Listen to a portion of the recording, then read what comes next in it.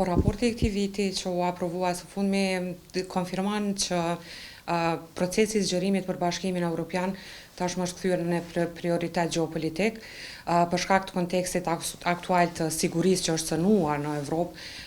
Detyrimisht procesi i zgjerimit më nuk po shihet si pjesë e politikës së jashtme të BE-s, por edhe një domosdoshmëri strategjike për sigurinë dhe stabilitetin në rajon. Sa i përket Kosovës, një pjesë që përmendet për Kosovën është çështja e dialogut me Serbinë. Tashmë është e qartë që për Bashkimin Evropian procesi i integrimit, sikurse për Kosovën, ashtu edhe për Serbinë është ndërlidhur ngushtë me përparimin që do bëhet në procesin e dialogut.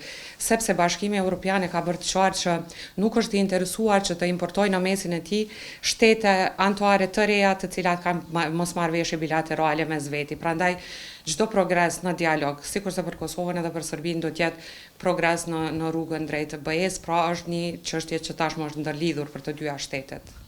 Dialogu mes Kosovës dhe Serbisë është kyçe për integrimet evropiane. Këto e ka bërë të qartë Bashkimin Evropian edhe për Kosovën, edhe për Serbinë.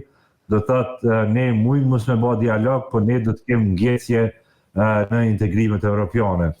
Kështu që unë mendoj se këtu jemi dhe se ky raport do të jetë edhe është i kësaj natyre, do të thotë që vlerësohet që ka pas ngjeshje në dialog dhe se asnjë hap i madh i Kosovës drejt integrimit evropiane nuk do të ndodhë pa përparim në procesin e dialogut. Jo detyrimisht që Parlamenti Evropian ose Bashkimi Evropian ka qenë kundër veprimeve të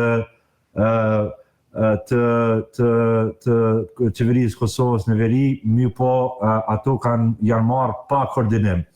Ne e dimë që kemi qenë sanksione, do të thotë është bërë një lehtësim i sanksioneve, edhe procesi ka ngecë këtu. Ka pas mu bë edhe pjesë, do të thotë suspendimi i plot i sanksioneve, mirë po nuk është bërë kja, sepse nuk shihet që do të thotë qëndrimet e qeverisë ende janë jo të koordinuar me ato të Bashkimit Evropian.